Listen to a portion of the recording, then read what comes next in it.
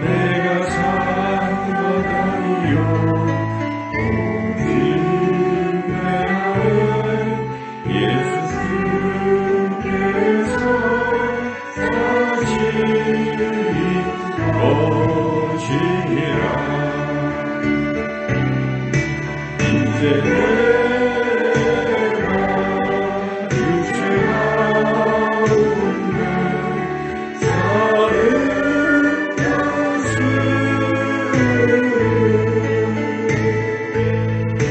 나를 살려서 살리고 버리신 예수 위에 산 것이라.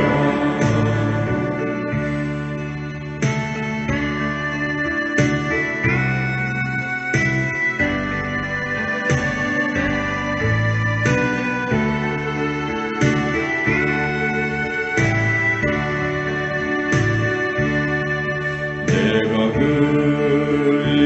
그리스도와 함께 십자가에 못 박혔나니 그런즉 이제 내가 산 것 아니요 오직 내 안에 예수께서 사신 것이라. 이제 내가 육체 가운데 사는 것은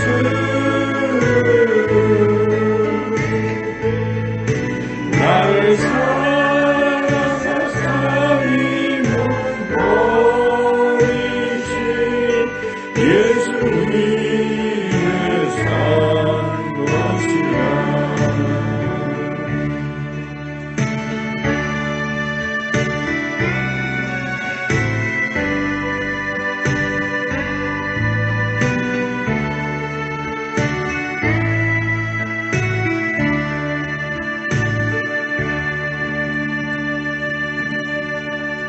아멘.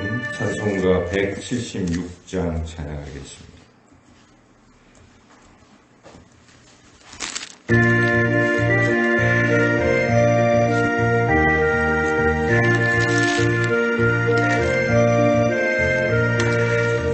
주 어느 때 다시 오실는지 아무리가 없으니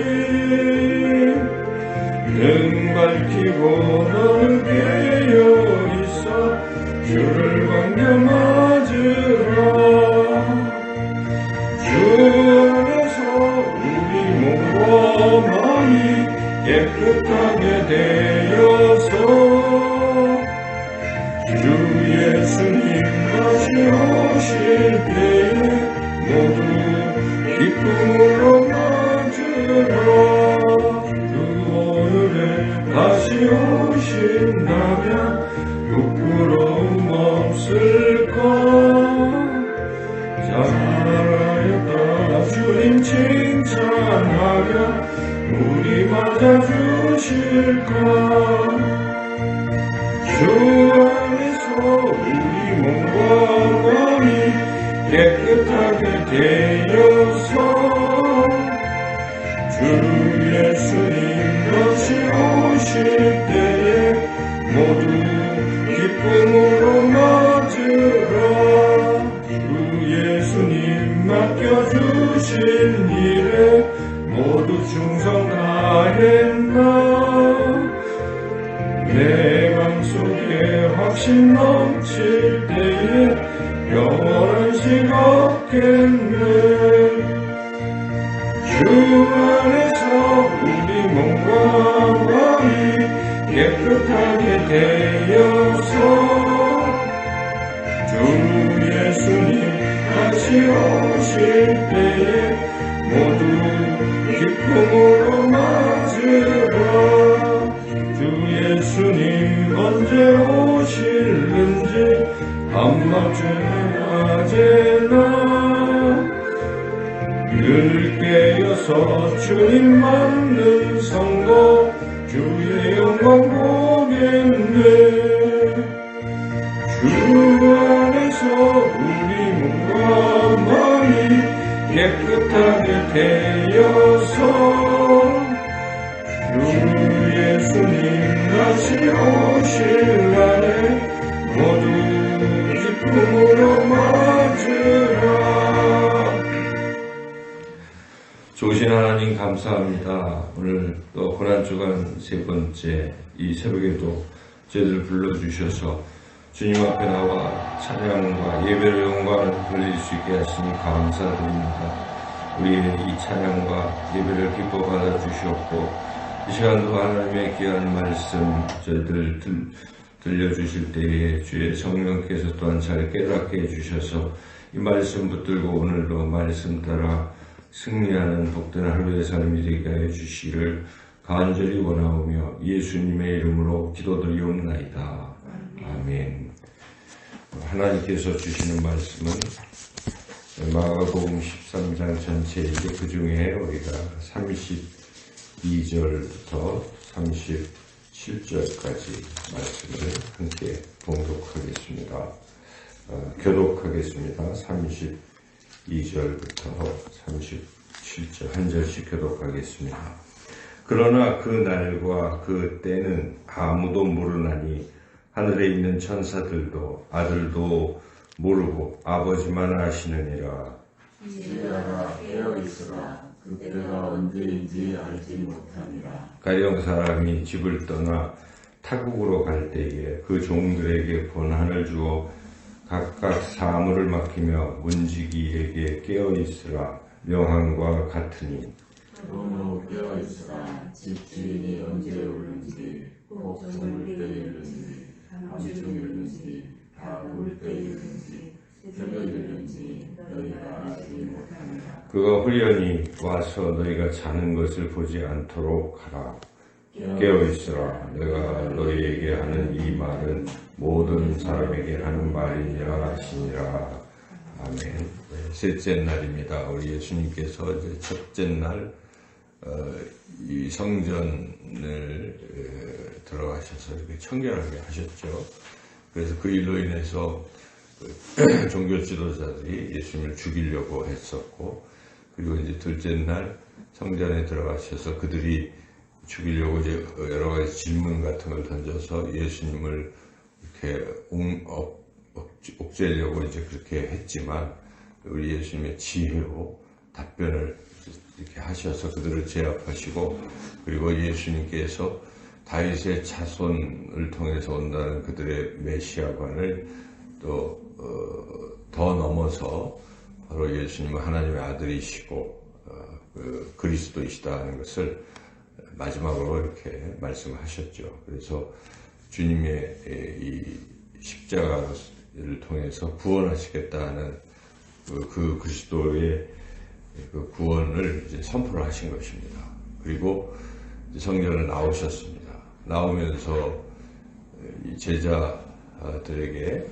제자들이 과연 이제 이 성전에 대해서 어떤 생각을 가지고 있을까?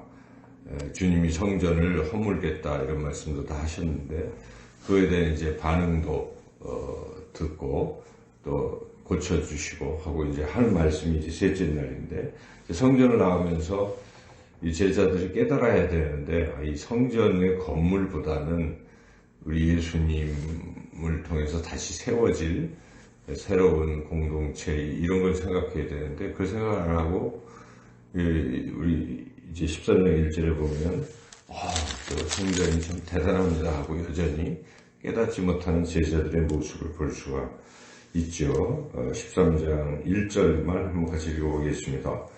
예수께서 성전에서 나가실 때에 제자 중 하나가 이르되 선생님이여 보소서 이 돌들이 어떠하며 이 건물들이 어떠하니까. 웅장하다 이거죠. 굉장하다. 여전히 그들은 그냥 그런 생각을 가지고 있었을 때 주님께서 다시 한번 이 다 무너뜨리겠다 하신 걸 또 강조하신 게 2절을 읽어보시겠습니다. 예수께서 이르시되 네가 이 큰 건물들을 보느냐 돌 하나도 돌 위에 남지 않고 다 무너뜨려지리라 하시니라.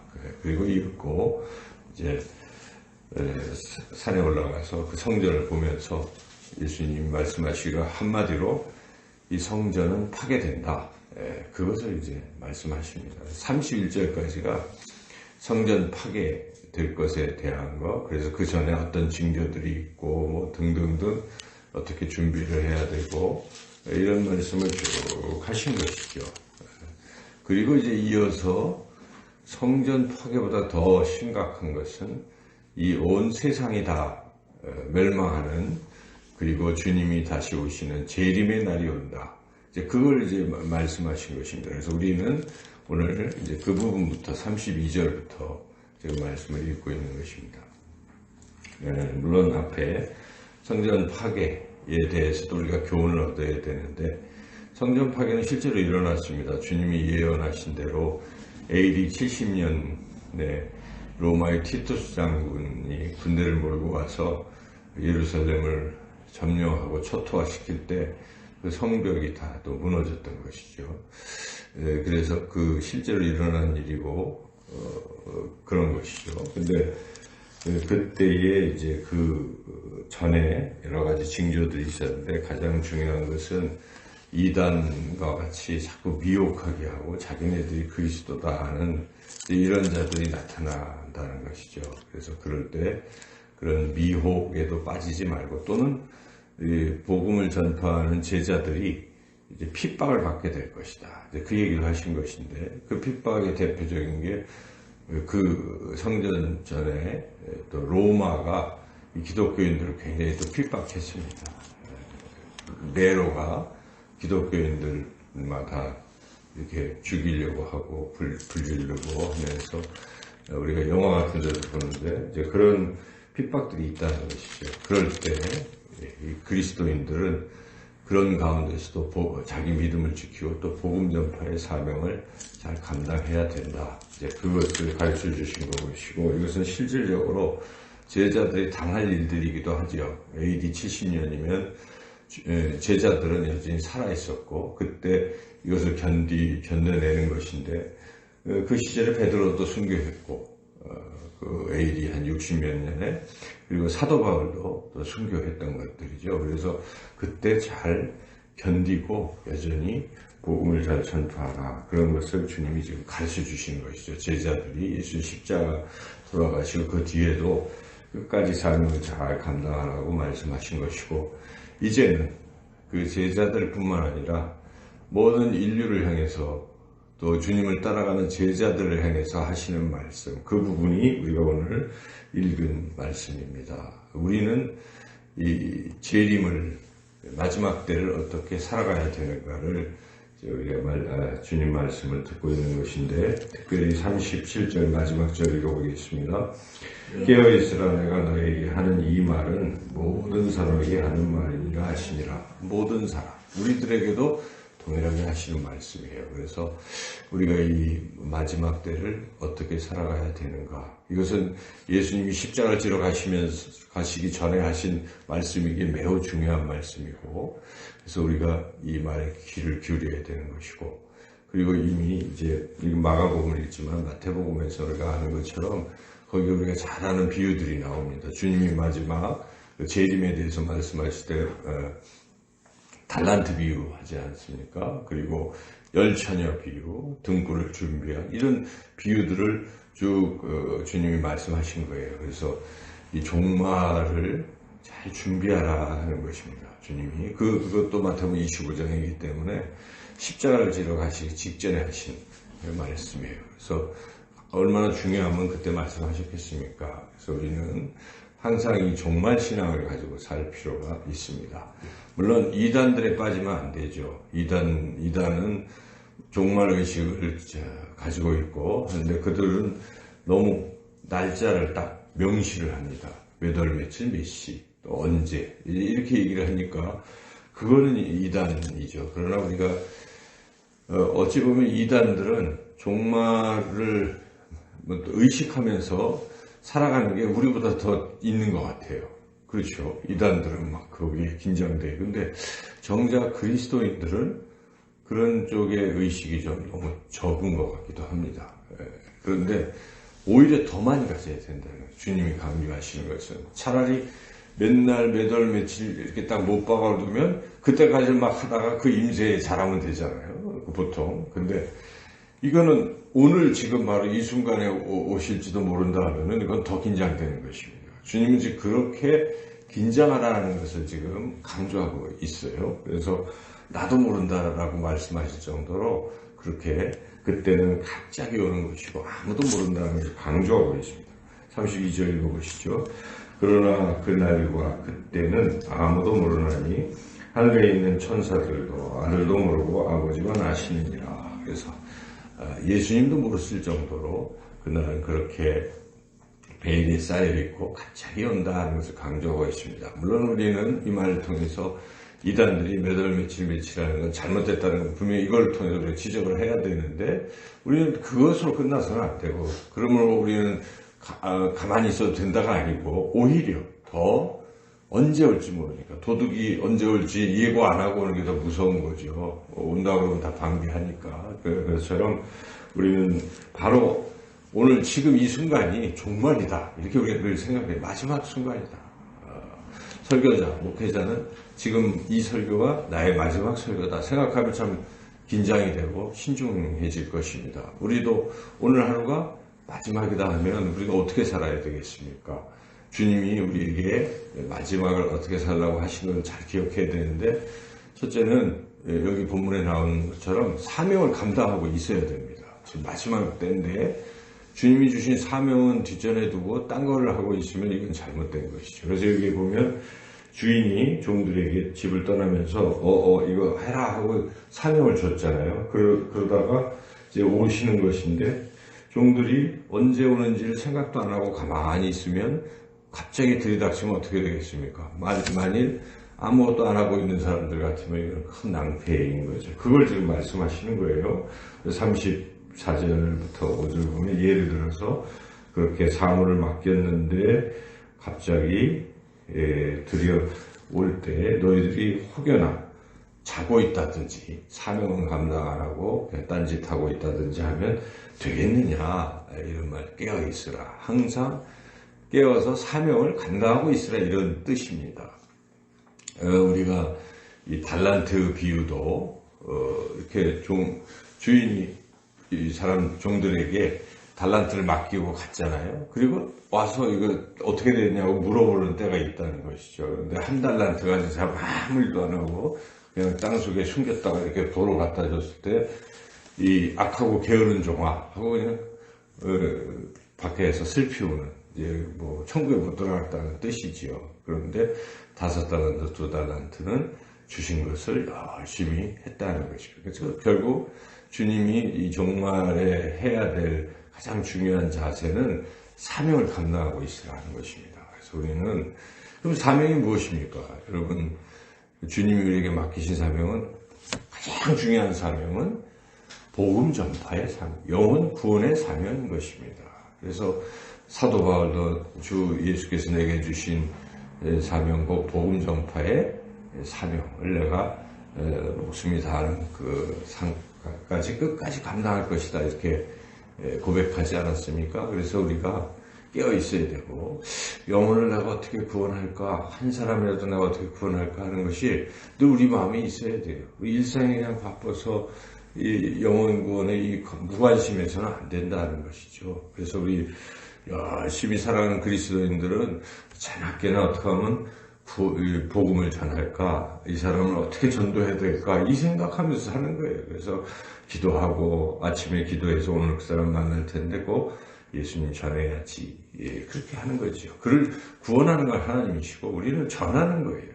그래서 어쨌든지 이 복음 전파 사명에 이것을 잊지 않고 항상 하고 있으면 되는 것이죠. 그렇게 하고 있는데, 전도하고 있는데 주님이 오시면 얼마나 칭찬하시겠습니까? 그래서 그런 모습. 또 한 가지는 우리가 거룩하게 살아가야 돼요. 성경에 보면은 이 마지막 때에 요한계시록 16장에 보면 벌거벗은 모습으로 발견되지 않게 하라. 그러니까 이 옷을 입고 그리스도로 옷 입고 정결하게 그런 모습으로 주님을 맞이해야 되지 않겠습니까? 우리가 못된 짓 하고 나쁜 짓 하고 더러운 삶을 살고 있는데 주님이 재림하시면 얼마나 부끄럽겠습니까? 그래서 우리는 늘 거룩한 신부로 신랑 되신 주님을 맞이해야 되는 것이죠. 그래서 그리고 또 한 가지 우리가 더 추가한다면 주님이 사랑하시는 것, 주님의 몸된 교회를 사랑하십니다. 주님의 몸이시니까요. 그래서 우리가 몸된 교회를 사랑하고 열심히 섬기는 모습,